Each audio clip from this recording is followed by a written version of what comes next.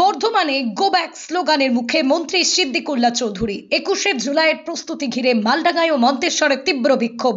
21শে জুলাইয়ের সমাবেশকে সামনে রেখে সভাস্থল পরিদর্শনে গিয়ে পূর্ব বর্ধমানের মন্তেশ্বর বিধানসভার মালডাঙ্গা এলাকায় তীব্র বিক্ষোভের মুখে পড়লেন রাজ্যের গ্রন্থাগার মন্ত্রী ও মন্তেশ্বরের বিধায়ক সিদ্দিকুল্লাহ চৌধুরী।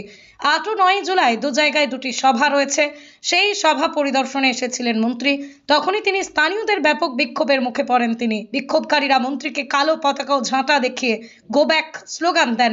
তাকে চিটিংবাজ, ধাপ্পাবাজ বলেও কটাক্ষ করা হয়।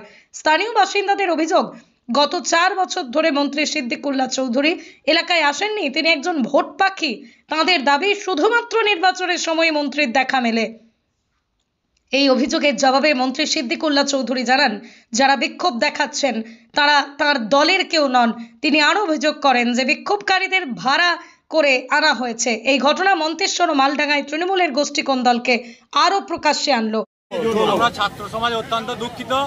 2021-এ ওই মানুষটাকে মমতা বন্দ্যোপাধ্যায় মুখ তাকিয়ে মন্তেশ্বর এমএলএ পদে নির্বাচিত করেছিলাম।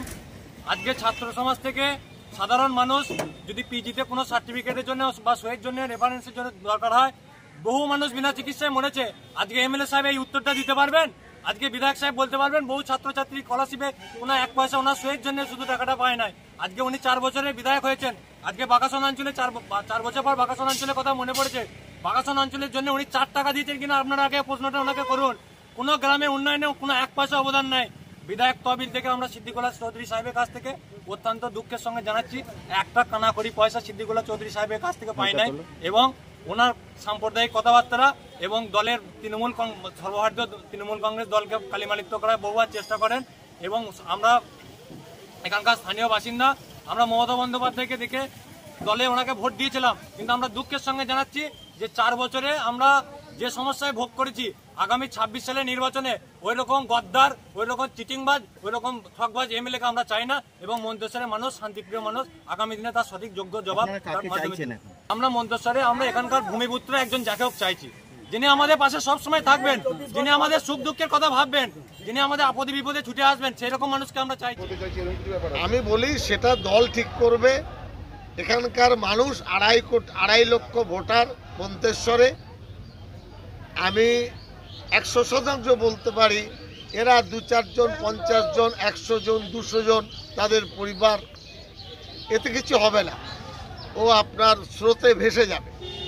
আমি শক্তি দেখাইনি, দেখালে আমাদের কর্মীরা যারা পতাকা ধরে ভোট করে, এখানেও 1-2 জন বাহিনী আছেন যারা তোলাবাজি করে, তাদের গায়ে খুব লেগেছে, সামনে আসতে পারছেন না।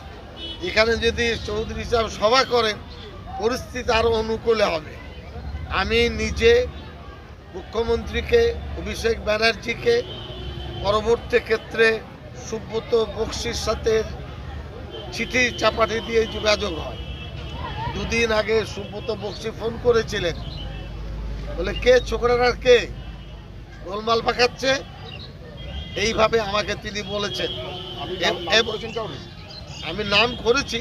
এবং এরপরে মাথায় তো আছে কুসুম গ্রামের একজন ব্যক্তি, কত লেখাপড়া জানি না, গুন্ডা পুষে রেখেছেন। তিনি বুঝতে পারছেন না যে তার হাল কি হবে। আর তার সাথে যারা আছেন কোনো পঞ্চায়েত প্রধান সদস্য, তারা কি করবে সেটা সে ভাবতে পারছে না।